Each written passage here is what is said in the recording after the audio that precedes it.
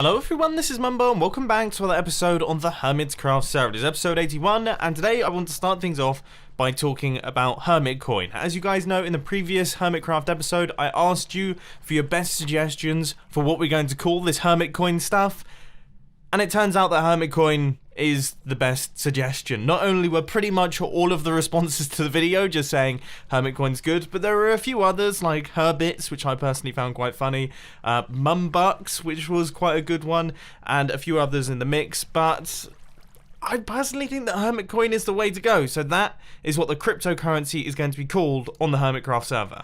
Now I guess one quick thing that I want to say about the cryptocurrency machine that we've actually built in a redstone testing world, or at least a prototype that we've constructed, is there are going to be some changes that get made to it. A lot of people down in the comment section have said that the price of the Hermit coin should increase when someone buys Hermit coins. That is actually the plan. I was always going to do it so that when people deposit a large number of diamonds, it fires the randomizer that boosts up the currency, so there's a chance that the currency will actually increase when you do that. Same thing for selling, but the opposite way around. So that's all good. And also the logic that we created that counts the number of Hermit coins that go into the system, then gives you the correct number of diamonds back, is going to reset after every single transaction. So that means that when someone puts, say, 15 Hermit coins in and they needed 16 to get a diamond, the next person isn't going to come along and be able to put one Hermit coin in and get a diamond for it. That's all going to reset, but I didn't do that in the video just because that's super simple. Hopefully that clears up all of your redstone related questions, because I've seen them all popping off down in the comment section. Anyway, let's get back onto the server, because we've got a number of really big projects on the Hermitcraft server right now. We've got Sahara, we've got the Witch Farm, and of course we've got Hermitcoin, but I actually want to work on the Witch Farm at the start of today's Hermitcraft episode. I want to get all of the flying machines built up so that we have the infrastructure in place to dig out the second half of the hole. Also, side note, there are 6 people online right now, and I just flew first time.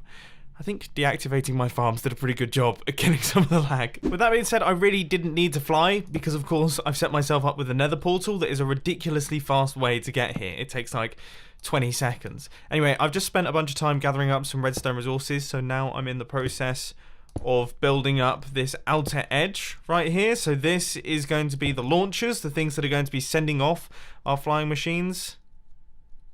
And I haven't built them too close, have I? No, that'll be fine. And I guess if I have, then we just do it the old-fashioned way with regular TNT, or mine it out. I mean, we could do it the really old-fashioned way and mine it out, but either way, it's not going to be too much of a problem. Anyway, I think this should be the last little docking station that we create on this side right here. I imagine if we were to fly in this direction, let's see how easily we can take off here. Okay, not that well. We have got, yeah, next to no space between that last docking and then this is the edge of the hole. So this is 86 blocks away from our little witch hut that we have over here. So yeah, I mean, this hole's going to be huge. And that is now both sides in place as well. So we've got all of the stoppers in. Those are the things that are going to be sending our flying machines back and forth. The only thing is that I really wish I had kept the ones that I had on this side, because now I don't know where the other stoppers go. There's another set of stoppers that go underneath, and I can't for the life of me work out where they need to be. But before we do anything, you know me, how this wouldn't be a Hermitcraft episode without being at some form of Guardian farm making all sorts of noise for everyone who listens to these videos on headphones. I hope you appreciate it. Good news though, guys. I've built all of that side incorrectly. Yeah, it's off by 1 block and the repeater's on totally the wrong side. So that all needs to be redone. Anyway, I'm going to start work on the flying machines because it's way more interesting than doing that stuff. Now, just like last time, we're building these things in stages because that makes life a lot easier.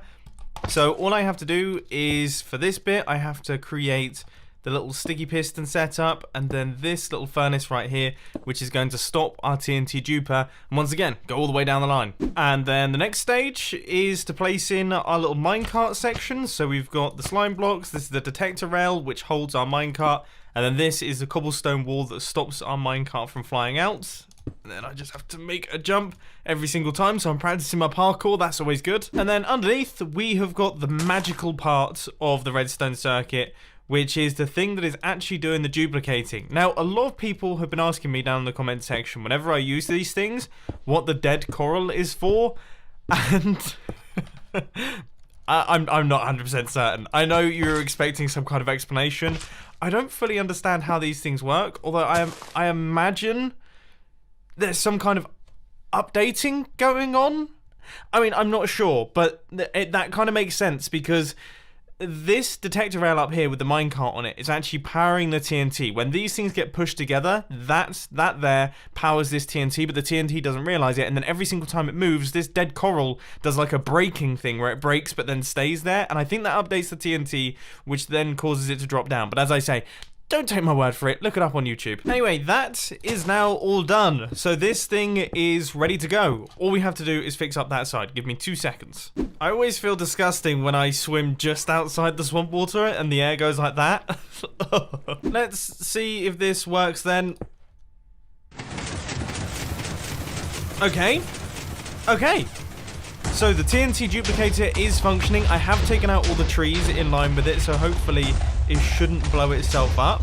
Although that tree looks very much in the way, so we might have to go and clear that one. But this seems to be functioning. Cow, don't walk there! Not that! Don't stand there! Of all the places that you could possibly be standing right now, dude. Cool cows don't look at explosions. I think that might actually be the title of today's video. Oddly enough, though, it has now stopped. I think it might have actually blown itself up, which is strange because none of this system's been affected, just this. Oh, now that this got working, the absolute coolest cow on the Hermitcraft server has just been killed off. Anyway, I've just gone around and I've rebuilt all of this section and I've added in all the stopper furnaces out the back here. So now we see if the actual flip circuit works. So this is the circuit that sends back this flying machine. So here it comes, it's dropping off all of the TNT. Now we should see... Yes, okay, this is working. These flying machines are ready to go. We are ready to clear out the rest of this. And I am so glad I did this before the live stream because that has taken me 5 hours. Now, I was just making my way back to my base via the nether, and I remembered that all of the hermits have been talking about the fact that the nether hub is done. And I have just caught a glimpse of it through here. Holy mackerel. They have totally nailed it. So for anyone who doesn't know what this is right here, this is the Hermit Island. I didn't actually realise I was going to land then. I actually couldn't see this wool, so I was quite surprised to have suddenly stopped flying. But yeah, this is the Hermitcraft Island right here. And man, oh man,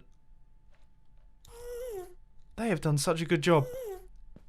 So all of the nether portals are in the correct locations on the map. So this is a 1/8 scale, I guess. And then all of the nether portals are actually in the correct locations on the Hermit Island right here. That is bonkers. Truly, truly bonkers. Wow. One day later, I am now back on the Hermitcraft server after seeing that nether hub for the first time. I was so amazed that I had to take the night off from the Hermitcraft server, and I've now come back on to notice that my villager breeder has chuffed out enough of these good villagers that I've actually almost filled my very small villager trading hall, and it's made me realise that maybe I didn't go quite big enough. I mean, we've got tons of really good villagers in here, but we also have space for plenty more, and I really want to work on this throughout the season and just get an awesome catalogue of them. Which means that, funnily enough, after building this, because I didn't want a vertical villager trading hall, we're gonna have to go vertical, aren't we? It's the only way. Now, in theory, it should be a relatively simple process. I don't know how many layers I'm going to create. Maybe three layers? Seems like well, that's not got off to the best of starts, has it? So let's have a quick think about this. So our water streams are here. So that means that we need to have a minimum of 2 blocks so that our villager can go. So the blocks will go there. And maybe even there so that we can give it some headroom and make it look nice. So that will be that block, and then we've got to go 2 blocks and then 1 block underneath. So our thing is, the next layer is going to be on this level here. Wow, this is going to go deep. You know, it's funny. I forget how long it takes to dig holes in Minecraft without a haste 2 beacon. But we have made our way down to the bottom. These are the final few blocks here. I've even done a good job of picking up all of the items on the floor and putting them in my chests. So here is the hole. It doesn't look that impressive compared to the hole that was earlier on in the Hermitcraft episode, but hey ho, it's good enough. So next up, we have got to build in all of the structures ready for all of these villagers. Now, as you can see, I've started work on that now, and this is the design that we're going for. So it's just going to be stacked up like this, and we're going to have halls of villagers down here. By the way, I have no idea what to do with this wall. I have absolutely no clue. Maybe actually we have quite a nice structural element in the form of those slabs. If we just continue that down right the way to the bottom, that could look quite cool. But I have no idea how I'm going to get up and down through this thing. So yeah, that's another consideration to take. Minecraft is tricky. Now, out of interest, how does it look when we're flying in? The answer is you can't really see it, but when you do see it, it looks quite cool.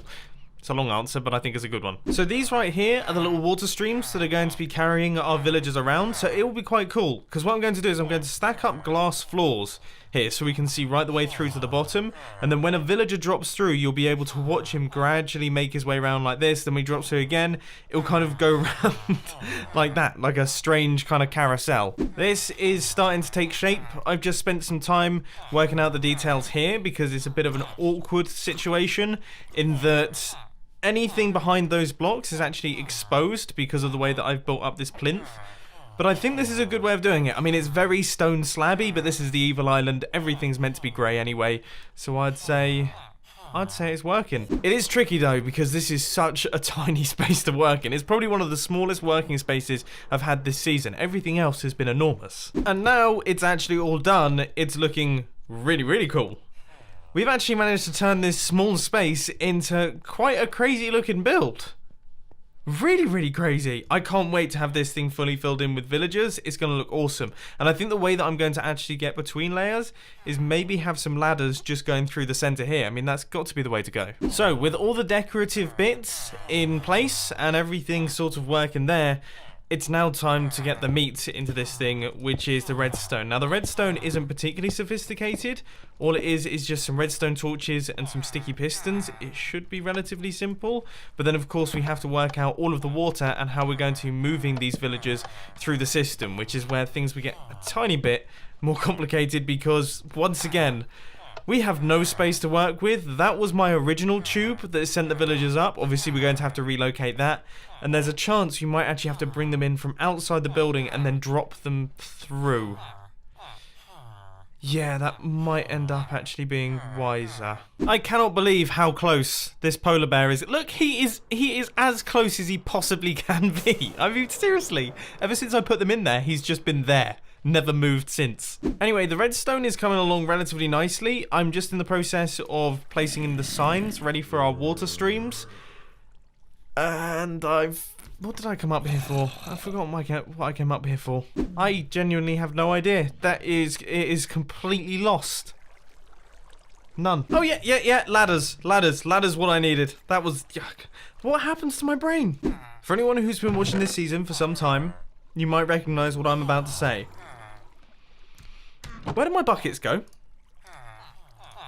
Like, seriously, where do my buckets go? I craft maybe 6 or 7 buckets an episode, and they just disappear. I don't understand, because I don't throw them away. There's literally nowhere that they could be going other than into my storage system, and yet they never end up in my storage system.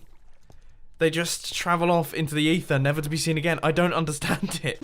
Apparently I have crafted 77 buckets, and I have not seen a single one of them. Ladies and gentlemen, with this final bucket, the system is now fully all completed and finished. We have got all of the water in place. We have got all of the systems in place. Everything is done. All I have to do is remove these little temporary half slabs right here, which were just stopping our water from not traveling across. So now those are all gone. I have to do that on the next level. But this is it. This is our new villager trading hall, and even though it is back to being another vertical design, this thing is so much more intuitive and so much better than the one that we had before inside that building. This system is absolutely brilliant, and I cannot wait to start using this thing and get a full haul of them, because can you imagine how cool it will look when we have all of this area here filled in with villagers? That is going to be fantastic. Anyway, next up for today's Hermitcraft episode, I want to spend a little bit of time in the shopping district. Because, as you guys know, we're in the process of setting up this Hermitcoin cryptocurrency on the Hermitcraft server, and I really want to make it work, and I want to have the main building in the shopping district. But my, oh my, is there not a lot of space? I mean, yeah, we are really struggling for room here. This is the modern district. Everything's been very squeezed. I mean, we could put it out somewhere here and start breaking into the medieval district. I mean, there's the Civil War area, so we're kind of... that space is fully taken up. What are we going to do? We're going to need to start expanding the shopping district at some point. You see, the thing is about this build is that most of it, in fact 99% of it, is going to be underneath the ground, because we're going to have masses of vaults, we're going to have huge redstone contraptions. It's going to be pretty enormous. But at least we don't need much room up on the surface. So we're probably going to end up... we could just do something a bit like what I did with the filming store, which I think I'm going to change up the filming store as well, so that it serves another purpose. It still will do the same thing, but it's going to be slightly different, like a slightly different business. Maybe behind Impulse's store. There could be room for a build. I mean, it's kind of out in the sticks, isn't it? It's not exactly central. What about my pumpkin?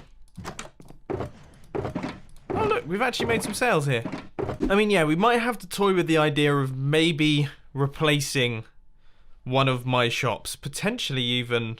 I mean, that's quite a big plot. If we took out the slime store and then the film store and moved those into Sahara, then we would free up all of this space, and then we would be able to build the Hermitcoin store in this section here, including actually the rocket shop as well. So we could take up all of this room and then have everything built underground. That seems like it could be a very good option indeed.